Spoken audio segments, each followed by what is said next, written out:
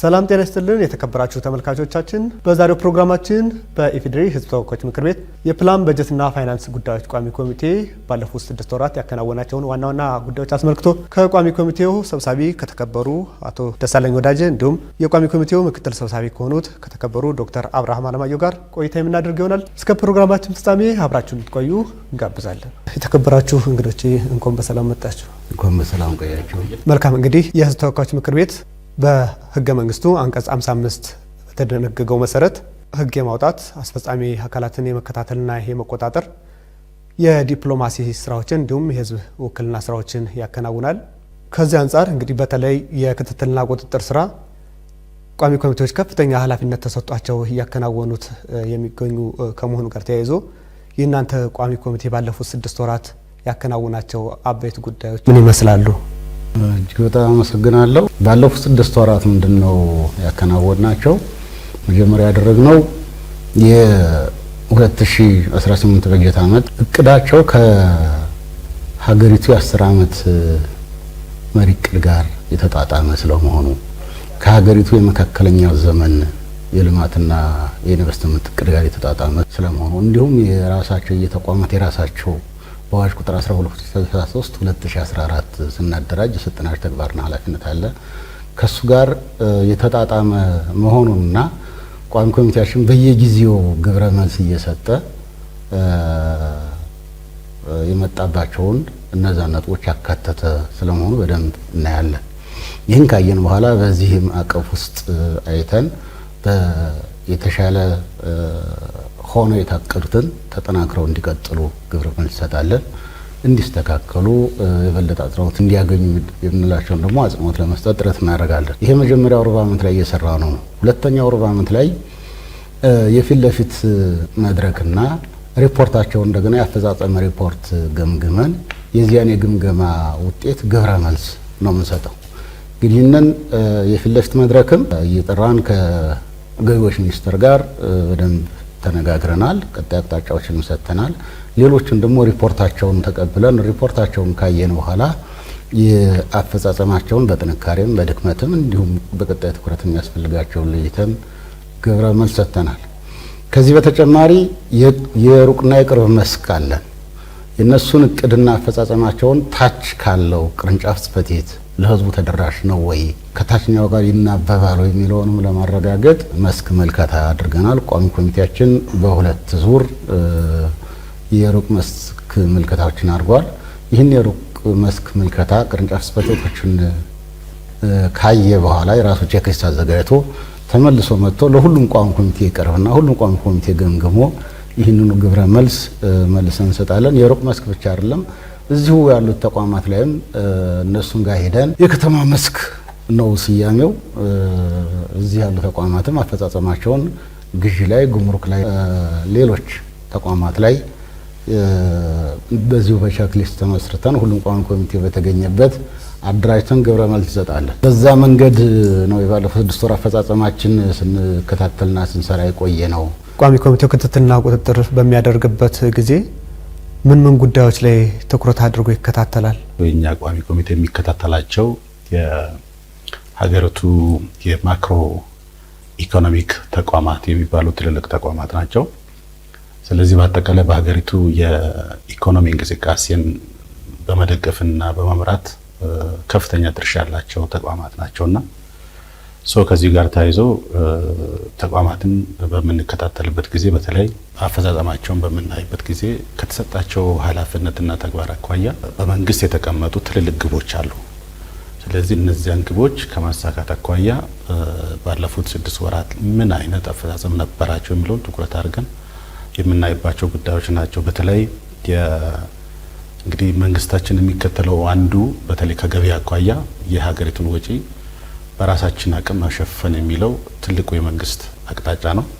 ስለዚህ ያንን ከማሳካት አኳያ ተቋማት እያደረጉት ያለው የሀገሪቱን ኢኮኖሚ የሚያመነጨውን ገቢ አሟጦ ከመሰብሰብና አጠቃላይ የፌዴራል መንግስትንም ሆነ የክልሉን የወጪ ፍላጎቶችን ለመደገፍ የሚያደርጉትን እንቅስቃሴ በጣም በትኩረት ከምንከታተልባቸው ጉዳዮች አንዱ ነው ማለት ነው። ከገቢ ጋር ተያይዞ ያሉ ችግሮች አሉ። ወደ ታች በምንወርድበት ጊዜ የታሰቡን ዓላማ እና ግብ ለማሳካት እንቅፋት የሚሆኑ ጉዳዮች አሉ። እነዛ ጉዳዮች በተለይ የህብረተሰቡ መልካም አስተዳደር ችግር የሚሆኑ ከደረሰኝ ጋር የሚያያዙ ሌሎች የመሳሰሉ ጉዳዮችን የገቢ አሰባሰቡን የሚያሰናክሉ አሰራሮችን እነዛን ተቋማት ለመፍታትና መፍትሄ ለማምጣት ምን ጥረት እያደረጉ ነው የሚለውን ከምንከታተልባቸው ትኩረት ከምናደርግባቸው ጉዳዮች አንዱ ነው።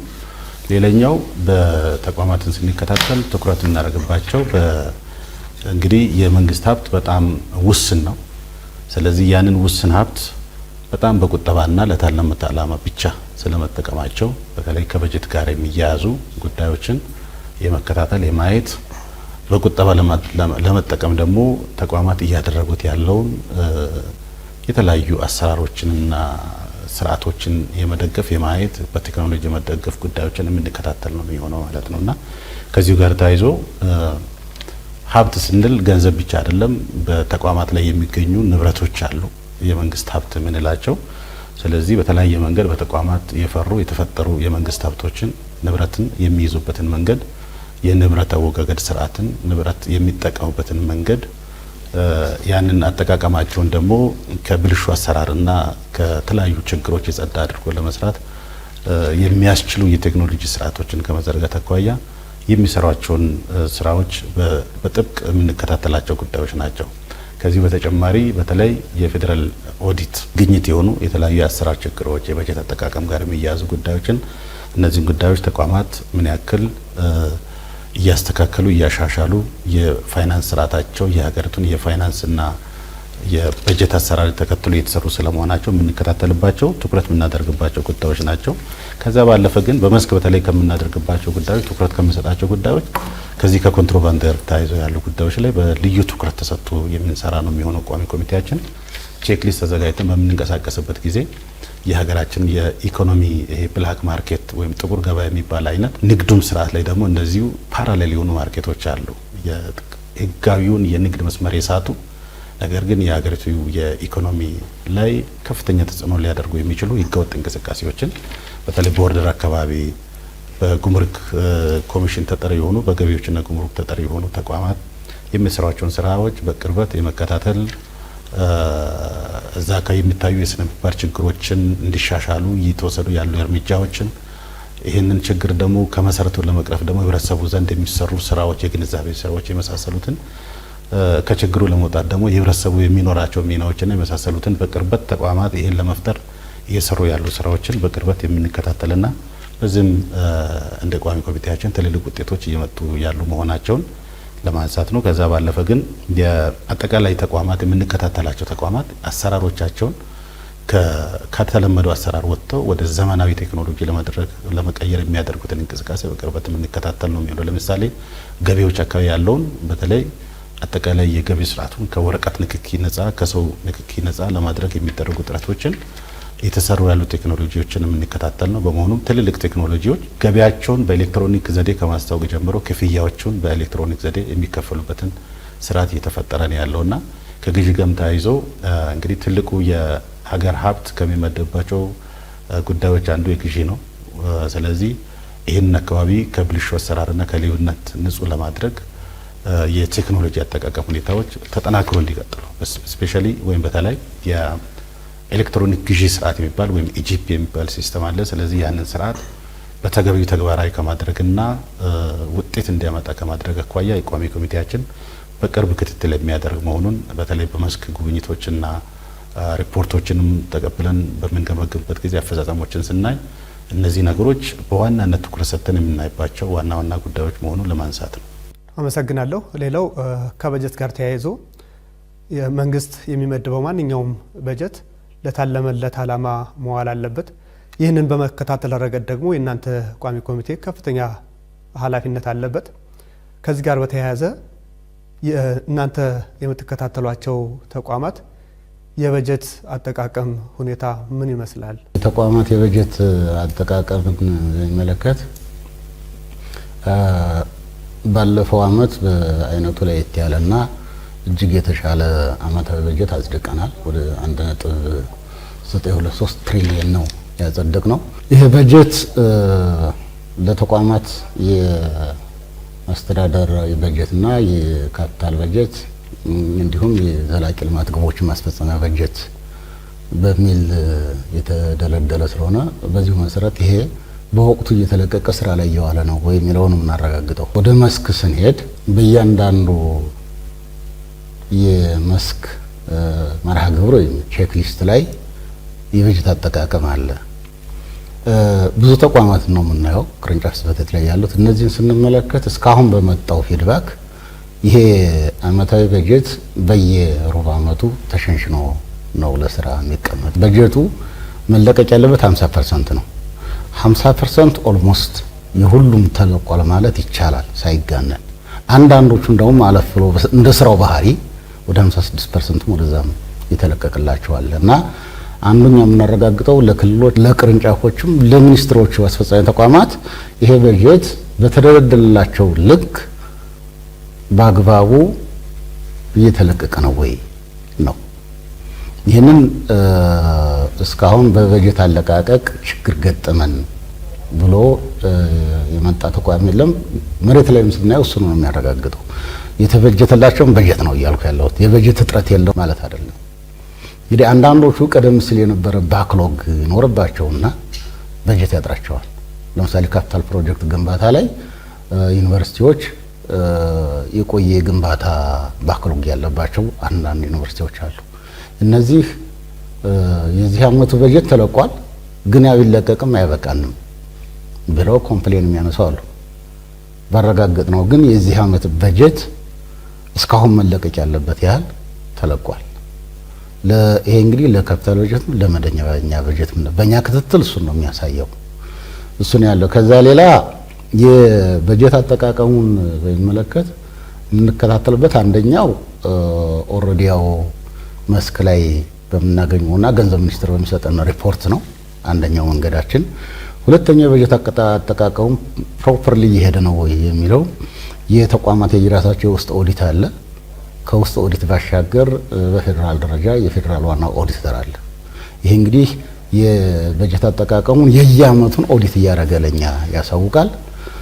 በዚህ መሰረት በጀቱ ፕሮፐርሊ ስራ ላይ በአግባቡ ስራ ላይ ውሏል አልዋለም የምንልበት አንዱ መከታተያ መንገዳችን እሱ ነው። ሁለተኛው በመስክ ነው። ሶስተኛው በገንዘብ ሚኒስቴር ሪፖርት ነው።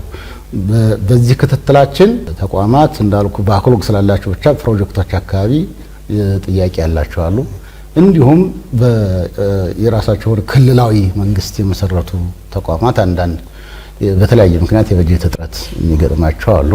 ዓመታዊ በጀቱ ግን በተሸነሸኑና በተመደበው ልክ ለሁሉም ተቋማት እየተለቀቀ መሆኑን አረጋግጠናል ማለት ነው። ከበጀት ጋር ተያይዞ የሚታዩ ክፍተቶች አንደኛው አንዱ ትልቁ የውስጥ ኦዲትን ያለማጠናከር ነው። ተቋማት ላይ የምንመለከተው የውስጥ ኦዲት የተጠናከረባቸው ጠንካራ የውስጥ ኦዲት ያለባቸው ተቋማት ላይ ቅርብ ጊዜ እንኳን የተመለከትናቸው አንዳንድ ዩኒቨርሲቲዎች አካባቢ የኦዲት ፋይንዲንጋቸው ወደ ክሊን ኦፒኒየን የደረሱ ተቋማት አሉ። ስለዚህ የነዚህ ተቋማት ምስጢር ምንድነው ካል የውስጥ ኦዲታቸው በጣም ጠንካራ የሆነ በራሱ በነጻነት የተሰጠውን ኃላፊነት እንዲወጣ ተፈጠረላቸው ተቋማት አካባቢ ውጤቱ እጅግ ያማረ ስለሆነ አንዱ የውስጥ ኦዲት ከማጠናከር አኳያ የሚታዩ ክፍተቶች አሉ። ሌላኛው ከአንዳንድ ጊዜ ከግዢ ጋር ተያይዞ በጀት በአግባቡ ለሚፈለጉ አይነቶች ወይም ግብአቶች ያለማዋል ሁኔታዎች የታዩባቸው የተወሰኑ ተቋማት አሉና ከኦዲት የውስጥ ኦዲት ከማጠናከር ብቻም ሳይሆን የኦዲት ፋይንዲንግ የሆኑ ጉዳዮችን በጊዜ ተከታትሎ ግኝት የሆኑ የፌደራል ኦዲት ግኝት የሆኑትን በጊዜ ተከታትሎ ከማስተካከል አኳያ ክፍተት ያለባቸው ተቋማት እኛም ግብረ መልስ የሰጠናቸው የተወሰኑ ተቋማት አሉና እነዚህ ናቸው እንግዲህ ዋና ዋና ችግሮች የምናያቸው። አንዳንድ ቦታ ወደ ክልሎች ስንሄድ ግን እንግዲህ በጀት አንዱ ትኩረት ማድረግ ያለበት ፍትሃዊነትና ግልጸኝነት ነውና ግልጽነት የሚፈጠርባቸው መንገዶች አንዱ ፌደራል መንግስት ለክልሎች የሚሰጠው ድጎማ አለ። ስለዚህ ያን ድጎማ በጀት በአግባቡ ከስሩ ላሉት የመንግስት መዋቅሮች በግልጽነት ያስተላለፉ ነው የሚለውን ነገር እንከታተላለንና አንዳንድ አካባቢዎች ላይ በትክክል ለሚመለከታቸው ዞኖች ወይም ወረዳዎች የተመደበላቸውን በጀት እንዲያውቁት ከማድረግ እንደዚህ ከመሳሰሉት ጋር የተወሰኑ ክፍተቶች ያሉበትን ለማየት ሞክራ ግን በአብዛኛው የተሰጣቸውን ወይም መንግስት ፌደራል መንግስት የሚያደርገውን ድጎማ በአግባቡ ለመዋቅሮቻቸው በግልጽነት የሚያሳውቁ በቻርትም የሚለጥፉ ተቋማት መኖራቸውን ለማየት ሞክረናል ማለት ነው። ሌላው ከግዥ ጋር በተያያዘ መንግስት ልዩ ትኩረት ሰጥቶ እየሰራ ይገኛል። በተለይም የግዥ ስርዓቱን ከማስተካከል እንዲሁም የግዥ አዋጅን በማሻሻል ረገድ ስራዎች ሲሰሩ ቆይተዋል። እናንተ በምታደርጉት የክትትልና ቁጥጥር ስራ የተቋማት የግዥ አፈጻጸም ሁኔታ ያለበት ደረጃ ምን ይመስላል? ወደ 122,000 እና ከዛ በላይ ናቸው የተመዘገቡት። በጣም ብዙ ነው። ይሄ እንደ ሀገርም ተበታትኖ የነበረውን የግዥ አሰራር ወደ አንድ ያመጣ ነው። የግዥ ስርዓቱ ብዙዎቹ ያው ስትራቴጂክ የሆኑ ግዥም በፌዴራል ነው የሚገዛው። እንደገና የማዕቀፍ ግዢዎችን በፌዴራል ይገዛሉ። በዚህ መንገድ የኢጂፒን በመጠቀማችን እጅግ በጣም ተጠቃሚና የተሻለ ለውጥ እየመጣ ነው ያለው። አንዳንድ ተቋማት ወጣ ገባ ይላሉ፣ ሲስተሙ ጋር ያለመላመድ እንዲህ አይነት ነገር አለ። ግን ይሄም ይመለስ አይደለም። እርግጠኛ ሆኖ መናገር የሚቻለው ዓለም በዚህ መንገድ ነው እየሄደ ያለው። ይሄ ብቻ አይደለም። የወርልድ ባንክ ፕሮጀክቶች ድሮ በእኛ የግዥ ዘዴ እንዲገዙ አይፈለግም ነበር። አሁን ተፈቅዷል። ጽፎልናል ደብዳቤ ግዙ ተብሎ የግዥ ስርዓቱና የግዥ ህጉን ተገማችነት ያለው በሚል ተቀብሎታል ወርልድ ባንክ። ይሄ ትልቅ ለውጥ ነው፣ ትልቅ ሽፍት ነው። መንግስት የሚመደበው በጀት ወደ 70% የሚሆነው ከበጀቱ ላይ በግዥ ነው የሚውለው ተቋማት ውስጥ ማለት ነው። ስለዚህ ትልቅ ሀብት ነው ማለት ነው። እንግዲህ ከ1.9 ትሪሊዮን 70% ምን ያህል እንደሆነ ማየት ይቻላል። እና ይሄ አካባቢ በጥንቃቄ መመራት ያለበት እንደሆነ ቋሚ ኮሚቴያችን ይገነዘባል። በዛው ልክ ስራውንም ይሰራል። ይህንን ደግሞ አካባቢውን ትልቅ በጀት የሚመደብበትን ዘርፍ ከችግሮች የጸዳ እንዲሆን የተመደበው በጀት ደግሞ በአግባቡ ለተለመለት ዓላማ እንዲውል ለማስቻል አንዱ የተያዘው አቅጣጫ የቴክኖሎጂ ነው። ቴክኖሎጂ ስንል በኤሌክትሮኒክ የግዢ ስርዓት የሚባለው ነው። ይሄ ስርዓት በቅርብ ጊዜ ነው ወደ ተግባር የገባው ከ2014 አይ ቲንክ ከዛ ጊዜ በጣም ቅርብ ጊዜ ነው። ነገር ግን አፈጻጸሙን ስናይ በጣም በከፍተኛ ደረጃ እያደገ ነው እየመጣ ያለው። ከ169 ተቋማት 162 የሚጠጉ ተቋማት ኢጂፒን መጠቀም ጀምሯል። ዩኒቨርሲቲዎች ወደዚህ ስርዓት እየገቡ ነው ያሉት። ስለዚህ ገንዘብ ሚኒስቴር በሚቀጥለው በዚህ አመት ወደ 43 የሚጠጉ ዩኒቨርሲቲዎችን ወደዚህ ስርዓት ለማስገባት ጥረት እየተደረገ እየተሰራ ነው ያለው ማለት ነው። ይሄ ስርዓት እንግዲህ ገና ጅምር ላይ በመሆኑ 100% ውጤት አምጥቷል እንኳን ባንል በጣም ትልልቅ የሆኑ ውጤቶች እየመጡ ናቸው። ከዚህ በፊት የነበሩ የግዢ ሁኔታ ላይ የነበሩ ችግሮች እናውቃለን። ዛሬ በኢጂፒ ምክንያት ወደ 172 የሚጠጉ አቅራቢዎች በስርዓቱ ተመዝግበው ነው ያሉት ማለት ነው።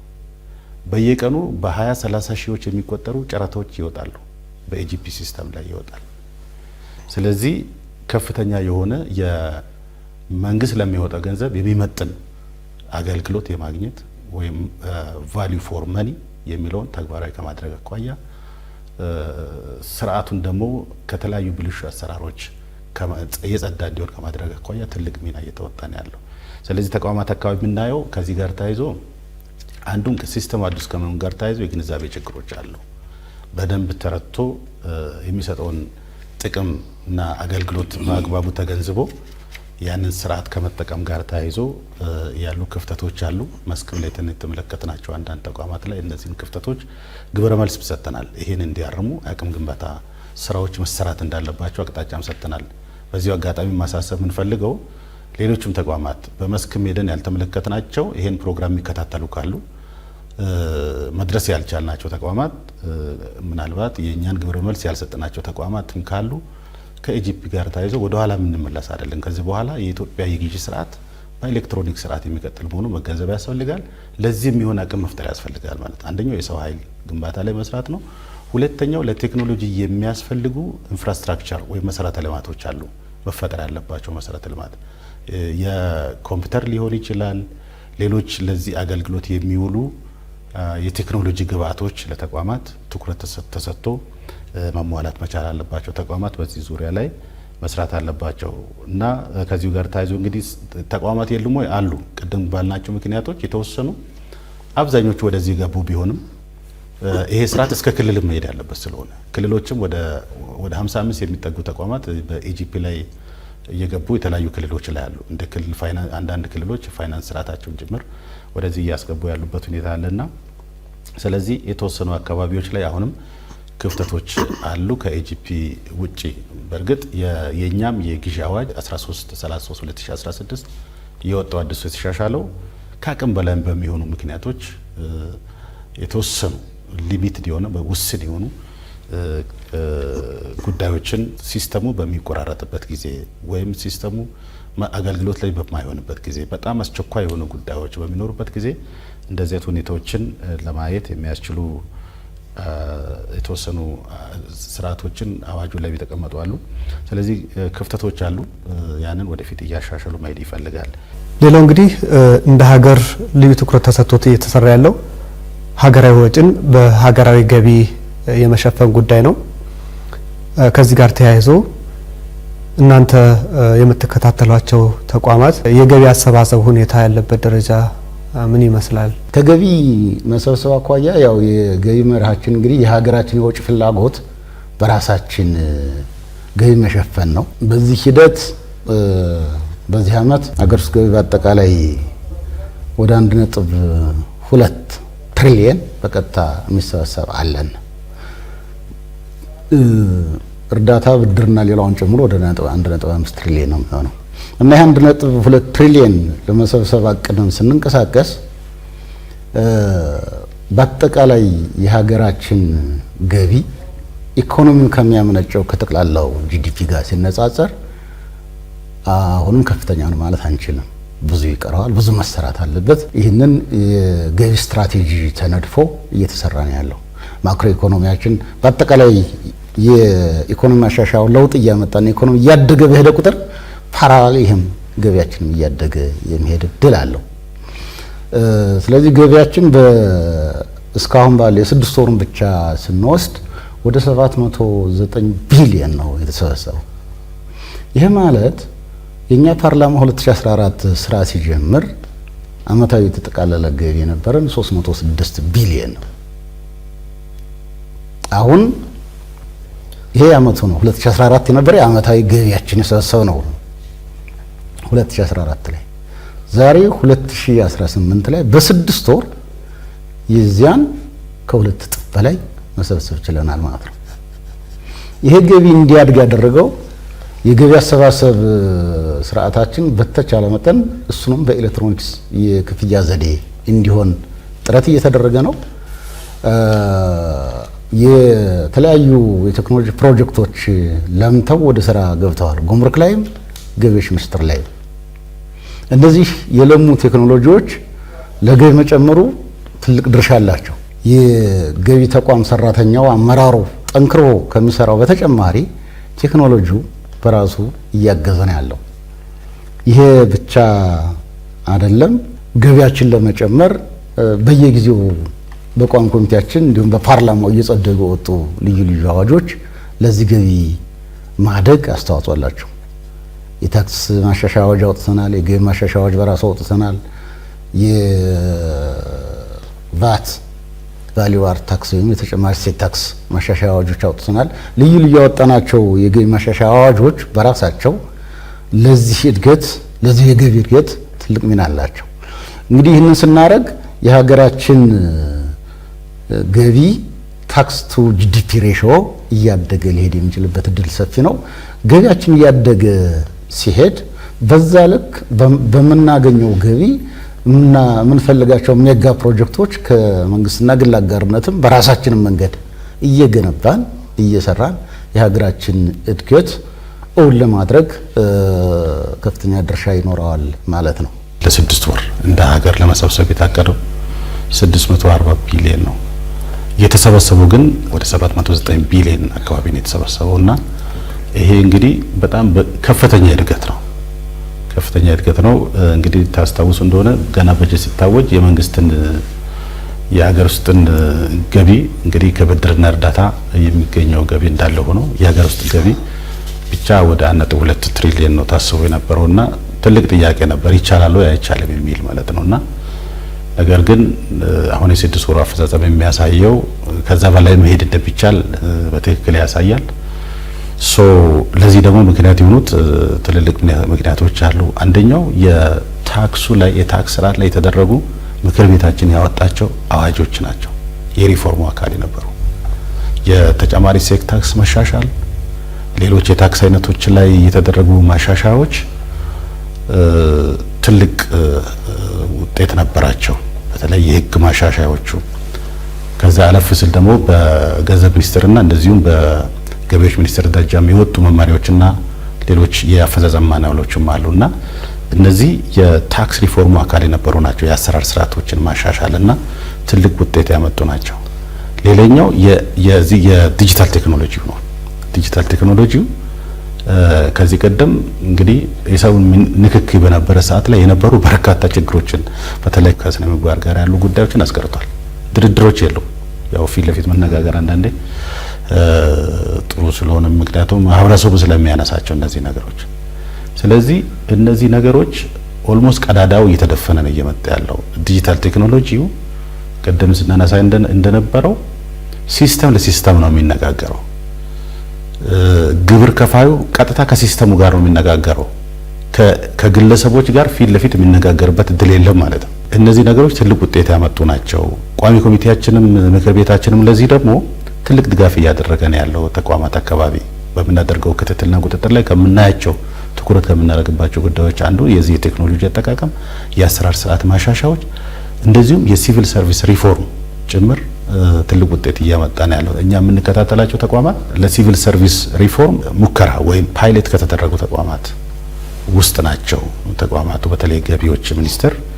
ስለዚህ እነዚህ ተቋማት ያንን አጠቃላይ የሲቪል ሰርቪስ ሪፎርም ላይ ያሉ ስታንዳርዶችን የማሟላት ስራዎችን በመስራት ትልቅ ውጤቶች እያመጡ ናቸውና እነዚህ ዋናዎቹ ተቋማት አሁን ያልናቸውን የገቢ አፈጻጸማቸውን ከፍ እንዲያደርጉ ካደረጉ ጉዳዮች ውስጥ ናቸውና ዋናው ምናልባት እንደ ትልቅ ችግር ወደፊት መስተካከል ያለበት የኛ የገቢ አስተዳደር ጋር ያሉ ሌሎች ንግዱ ማህበረሰብ አካባቢ ያሉ ጉዳዮች መስተካከል ያለባቸው ናቸው።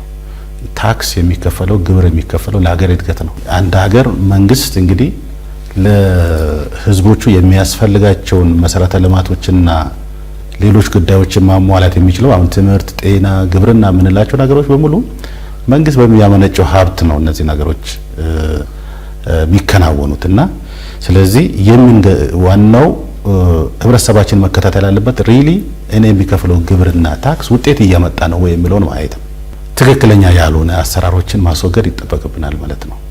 ገበያ አካባቢ የሚታዩ የታክስ ስወራ፣ የህገወጥ ደረሰኝ አጠቃቀም፣ ያለ ደረሰኝ ሽያጭ የመሳሰሉ ጉዳዮች ህብረተሰባችን ውስጥ ከዛ ውስጥ ነፃ መውጣት መቻል አለብን። ምክንያቱም አንድን ሀገር የሚገነባው ህብረተሰቡ ስለሆነ ህብረተሰቡ የሚገነባው ደግሞ በጉልበቱ፣ በገንዘቡ፣ በአስተሳሰቡም ጭምር ስለሆነ ያንን ህብረተሰባችን ኮንትሪቢዩት ማድረግ አለበት። መንግስት ደግሞ ያንን የሚያስችሉ አቅሞችና ስርዓቶች መፈጠር አለባቸው የሚል አስተያየት ለመስጠት ነው። ተቋማትን በምንከታተልበት ጊዜ ቋሚ ኮሚቴ እነዚህን ትኩረት ያደረገ እነዚህን መሰረት ያደረጉ ክትትሎችን የሚያደርግ ነው። ተቋማት አካባቢ ያለው አፈጻጸም ለመናገር በጣም ትልቅ ነው። ሪፎርሙ እያመጣው ያለው ውጤት በጣም ትልቅ ነው የሚለውን ለማንሳት ነው። እናንተ በምታደርጉት የክትትልና ቁጥጥር ስራ በተቋማት ላይ እንደ ተግዳሮት የሚነሱ ጉዳዮች አሉ ወይ?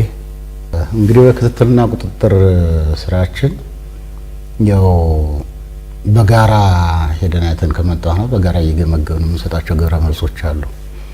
እዚህ ላይ የምናነሳቸው እነሱን ነው። ከፊሎቹን ቅድም ዶክተር አብርሃም ያነሳቸው የነበሩ ናቸው።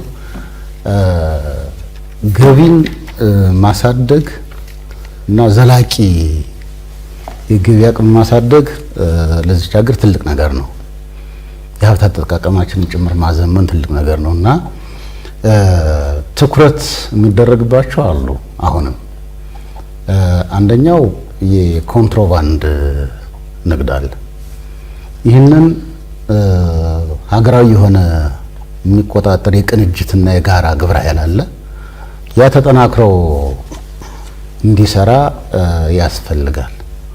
የሚሰሩ ስራዎች አሉ ሪኮግናይዝ የሚደረጉ። በዚህ ምክንያቱም ኮንትሮባንድን ለመከላከል ዋጋ የሚከፍል የጉምሩክም የገቢዎችም ሰራተኞች አሉ። ነገር ግን የኮንትሮባንድ የመያዝ ደረጃው እየጨመረ ነው ያለው። ኮንትሮባንዱም እየጨመረ ነው፣ እየቀነሰ አይደለም። በዚህ ምክንያት የተለያዩ አሰራሮች ተጠንተው መታየት ያለባቸው እንደተጠበቀ ሆኖ አሁን ላይ በተወሰነ ተቋም ብቻ የሚከወን ስላልሆነ ይሄ የህብረተሰቡም የጸጥታ አካላት እና በቀጣይ የሚመለከታቸው የንግድና የገቢዎች ሚኒስቴር፣ የንግድ ሚኒስቴርና የጉምሩክ ኮሚሽን በተለይ ትልቅ ድርሻ ያላቸውና አንደኛው እሱ ነው። ሁለተኛው ከቀረጥ ነፃ የምናስገባቸው ማሽነሪዎችና መሳሪያዎች አሉ። እነሱ ለኢኮኖሚው ወሳኝና ትልቅ ድርሻ ስላላቸው ታስቦበት በሚኒስትሮች ምክር ቤት ተፈቅዶ ነው የሚገባው። እነሱን በመከታተል ረገድ እየተሰራ ያለ ስራ እንዳለ እናውቃለን፣ ግን በቂ ስላልሆነ የበለጠ ሊሰራበት ይገባል ነው። ከዛ ሌላ ሁሉም ተቋማት ላይ የሚስተዋለው የስነ ምግባር ጉዳይ ነው። በአንዳንድ ኃላፊዎችም በአንዳንድ ባለሙያዎችም የሙያ ዲሲፕሊን የሀገርን ሀብት ለሀገር ልማት እንዲውል የሀገር ገቢ ፕሮፐርሊ ለሀገር ልማት እንዲውል እና እንዲሰበሰብ በማድረግ ረገድ ይህንን የማስተካከል ስራ የበለጠ እንዲያግዝ ደግሞ በቴክኖሎጂ የመጠቀም ጉዳይ ፈጠን ብሎ መጠናቀቅ አለበት። ሰፋፊ ፕሮጀክቶች አሉ፣ የተጀመሩ አሉ፣ እየተመረቁ ያሉ አሉ። ሁሉም ተጠናቀው ወደ ስራ ሲገቡ በእጅጉ ይህንን ከስነ ምግባር ጋር የሚያያዙና ከግብር መደበቅ ጋር የሚያያዙ ይስተካከላሉ።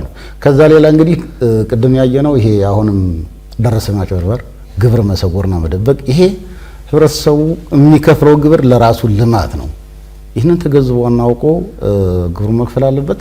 እንደገና የማስተማር ስራና የግንዛቤ ፈጠራ ስራውም ተጠናክሮ መቀጠል ይጠበቅበታል። በእርግጥ አሁንም አዋጆቻችን እያሻሻልን አንዳንዶቹን ለመከላከል ችለናል። ሲምፕሊ አንድ ምሳሌ ላንሳ። ከጠቅላላ ፌዴራል ግብር ከፋዮች አንዳንዶቹ ምን ያደርጋሉ? ከስር ይላሉ፣ በተደጋጋሚ ይከስራሉ። አንድ ሰው ሁሌ እየከሰረ ሊሰራ አይችልም። 2 3 4 ከከሰረ ይዘጋዋል። ስለዚህ ምን አደረግነ? ከጠቅላላ ገቢ 2.5% ትከፍላለህ እንጂ ሁሌ እየከሰርክ ልትኖር አትችልም። ይሄ አንዱ መደበቂያው መንገድ ስለነበር ይሄ አሁን ሁሉንም ወደ መስመር ያስገብቶታል። በተናጠልም ፊድባኮችን አግኝተናል።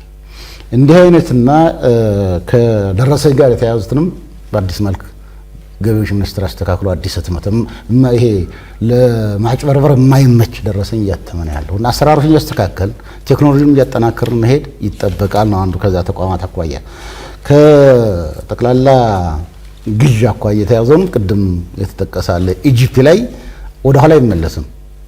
ኢጂፒ ወደ ክልሎችም እየወረነ ነው። ወደ 55 የሚሆኑ የክልል ተቋማት ወደዚህ ስልጠና ወስደዋል፣ ይገባሉ። ሀገሪቱ በአጠቃላይ በዛ በኢጂፒ ስርዓት ውስጥ ትገባለች።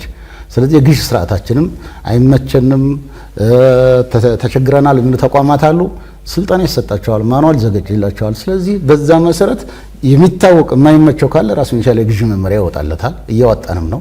ከዛ ውጭ ግን በዚህ የግዥ ስርዓት ውስጥ በዚህ ማዕቀፍ ውስጥ አብሮ መሄድ አለበት። ይህን ሁሉም መቀበልና ወደ ስራ መግባት ይጠበቅበታል። በአጠቃላይ ብዙ እያንዳንዱ ተቋም የሰጠነው ግብረ መልስ አለ። እዚህ ላይ መዘርዘር ትንሽ ሊያስቸግር ይችላል። በአጠቃላይ ግን ዋና ዋናዎቹ በተለይ ደግሞ ሁሉም ህዝብ ሊያውቀውና ሊተባበር የሚገባው ከገቢ መሰብሰብ ጋር የተያያዘውን የሁሉም ባለቤት ሊሆን ይገባል። የተወሰኑ ግለሰቦች እየሰረቁ እየደበቁ የተወሰነ ባለሙያ ጋር እየተመሳጠሩ የጠቅላላው ሀገራዊ ስሜት ተሰምቶት ሞራል ያለው ጠንካራ ሰራተኛን ስሜት የሚጎዱ እነዚህን ሀይ ማለት ማጋለጥ እና ማስተካከል ያስፈልጋል ማለት ነው። አንዱ እንደ ክፍተት የምናየው በብዛት ከቅንጅታዊ አሰራር ጋር ተያይዞ ክፍተቶች አሉ። ሄደን በምናይበት ጊዜ የገቢም ሆነ የኮንትሮባንድ ቁጥጥር የአንድ ተቋም ተግባር ብቻ አይደለም። ስለዚህ ይሄንን ተረቶ እያንዳንዱ ባለድርሻ አካል የሚያደርገው አስተዋጽኦ የሚያደርገው እንቅስቃሴ እንደ ሀገር የሚኖረውን ሚና ተረቶ የራሱን ድርሻ ከመወጣት አኳያ ክፍተቶች የሚታዩበት ሁኔታ አለ። አንዱ ከቅንጅት ጋር በተለይ ከኮንትሮባንድ ጋር ተያይዞ የተከበሩ ሰብሳቢ አንስተዋል። ክልሎች አካባቢ የሚታዩ ክፍተቶች አሉ። ኮንትሮባንድ እንግዲህ ለኢኮኖሚ ነቀርሳ ከሚባሉ ነገሮች ኢኮኖሚን ከሚያሽመደምዱ ጉዳዮች አንዱ ነውና ስለዚህ ሁሉም ክልሎች አካባቢ በተለይ ወደ ቦርደር የሚኖሩ እኩል ጉዳዩን ተረቶ እኩል አስተዋጽኦ ከማድረግ አኳያ በክልሎች በኩል የሚታዩ ክፍተቶች አሉ። እንደዚሁም እንደ ተቋምም ደግሞ በፌዴራል ደረጃ ተቋማት እርስ በራሳቸው ተናበው ለአንድ ዓላማ ከመስራት ኮንትሮባንድን ከመግታትና ከመቆጣጠር አኳያ ሁሉም የድርሻ አለው። ተቋሙ ብቻ የጉምሩክ ኮሚሽን ወይም የገቢዎች ሚኒስቴር ብቻውን የሚሰራ ስራ የለምና ሄደን ከምናያቸው ጉዳዮች አንዱ የተቋማት እርስ በራሳቸው ያለው መናበብ፣ ክልሎች አካባቢ የሚኖር በጉዳዩ ያላቸው አመለካከትና ግንዛቤ ክፍተቶች መኖራቸው እንደ አንድ ተግዳሮት ነው። ቋሚ ኮሚቴያችን ኃላፊነቱን ለመወጣት በሚያደርገው ጥረት ላይ ከሚገጥሙ ጉዳዮች አንዱ ነው። ሌላው ከንብረት አስተዳደር ጋር የሚያያዙ ናቸው። ከንብረት አስተዳደር በተለይ ግዢዎች ወደ ንብረት ነው የሚቀየሩት። ስለዚህ ያን ሁሉ ሀብት አፍስሰን ንብረት ከገዛም በኋላ ተገቢውን አገልግሎት ሊሰጡ ይገባል ንብረቶቹ። ስለዚህ ተቋማት አካባቢ የሚታዩ የንብረት ክምችቶች አሉ። በአግባቡ ያሉትን ንብረቶች የመለየት ተገቢውን አገልግሎት እንዲሰጥ የማድረግ አገልግሎት የማይሰጥ ከሆነ ደግሞ የሚወገድበት የራሱ አሰራር ስርዓት አለው። ስለዚህ ያን ስርዓት ተከትሎ እንዲወገዱ አንድ ተቋም ላይ አገልግሎት የማይሰጥ ሌላ ተቋም ላይ ሄዶ ሌላ አካባቢ ላይ ሄዶ አገልግሎት ሊሰጥ ይችላልና ስለዚህ ያን ስርዓት ተከትሎ ንብረትን የመለየት እና የማሳደር ጋር የሚያያዙ ክፍተቶች አሉ። ሌላው ለማንሳት የፈለኩት እስካሁን ያላነሳ ነው። በተለይ ከብሔራዊ ባንክና ተጠሪ ከሆኑ ተቋማት ጋር ተያይዞ በተለይ ማህበራዊ ዋስትና አካባቢ የጡረታ ፈንድ ጋር ተያይዞ የተለያዩ አካባቢዎች ላይ እንግዲህ ያንን ለማስተዳደር የሚያስችል አዋጅ በምክር ቤታችን ወጥቷል። ተቋሙን በጣም በከፍተኛ ደረጃ የጡረታ ሀብቱን እያሳደገ ነው፣ ወደ ኢንቨስትመንትም እየገባን ያለው። ግን አንዳንድ አካባቢዎች ላይ ያንን የጡረታ መዋጮ በጊዜ ለአስተዳደሩ ከማስተላለፍ ለታለመለት ዓላማ እንዲውል ከማድረግ ጋር ተያይዞ ስፔሻሊ የግል ተቋማት አካባቢ የሚታዩ ክፍተቶች አሉ። ስለዚህ እነዚህ እንደ ተግዳሮት የሚታዩና ማስተካከል ያለባቸው ናቸው። በመጨረሻም የምታስተላልፉት መልእክት ካለ? ኦኬ፣ እንግዲህ የመጀመሪያው የፓርላማ ቴሌቪዥን በጣም እናመሰግናለን። እንደ አይነት የቋሚ ኮሚቴያችን ስራ ለህዝብ ተደራሽ እንዲሆን በማድረጉ ከልብ እናመሰግናለን። ከዛ በመቀጠል ቅድም ገበያ ላይ ለማለት እንደሞከርኩት እነዚህ ተቋማት የሀገራችንን ማክሮ ኢኮኖሚ ምሰሶዎች ናቸው። ስለሆነም የሀገር ሉዓላዊነት ሲባል ትልቁ የራስን የመቻል የኢኮኖሚ ሉዓላዊነት ነው። ራስን የቻልክ በእርዳታና በብድር የማትኖር እርዳታና ብድር ለማኝ የማትሆን ሀገር ስትሆን ትከበራለህ። አበዳሪ ስትሆን ደግሞ የበለጠ ሰጭ ስትሆን ደግሞ የበለጠ ትከበራለህ። ሉዓላዊነታችንን የምናስጠብቅበት አንዱ የሀገራችንን ኢኮኖሚ የሚያመነጨውን ሰብስበን ለራሳችን ልማት ስናረግና ይህ ልማት እየጠነከረ የማይነቃነቅ እየሆነ ሲሄድና ከውጭ የምናስገባቸውን በሀገር ውስጥ መተካት ስንችል በጣም ትልልቅ ግዙፍ ኢንዱስትሪዎችን መገንባት ስንችል እነዚህ ኢንዱስትሪዎችና ኩባንያዎች ድንበር ዘለል ተሻጋሪ የሆኑ መሄድ ሲችሉ ወርልድ ክላስ የሆኑ ትልልቅ ኩባንያዎችን መፍጠርና መገንባት ስንችል ነው። ስለዚህ ደግሞ ገቢ ወሳኝ ነው። ገቢ ብቻ አይደለም፣ ያገኘነውን ሀብት ቅድም እንደተባለው የተገዛውን ሀብት በአግባቡ ማስተዳደር በአግባቡ መጠቀም ወሳኝ ነው።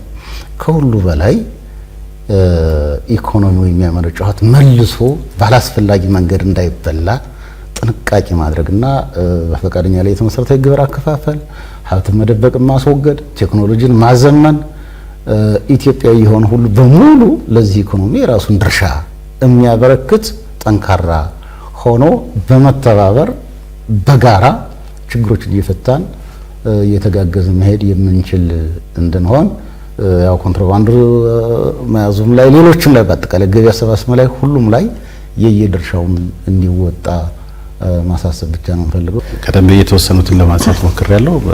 የተከበሩ ሰብሳቢም አንስተዋል። እንግዲህ ሉዓላዊነት ሲባል የድንበር ሉዓላዊነት ብቻ አይደለም። ያን ነገር ሉዓላዊነት ሲባል የኢኮኖሚ ሉዓላዊነትንም ያካትታል። ስለዚህ ኢኮኖሚ ሉዓላዊነት ደግሞ በብድርና እርዳታ አይመጣም። ተግቶ በመስራት በመልፋት በታማኝነት ለሀገር እንደሚከፈል መስዋዕትነት መከላከያ ሰራዊቶቻችን ድንበር ያስጠብቃሉ፣ ደምና አጥንታቸውን ህይወታቸውን ሰጥተው። ስለዚህ ሌሎች ደግሞ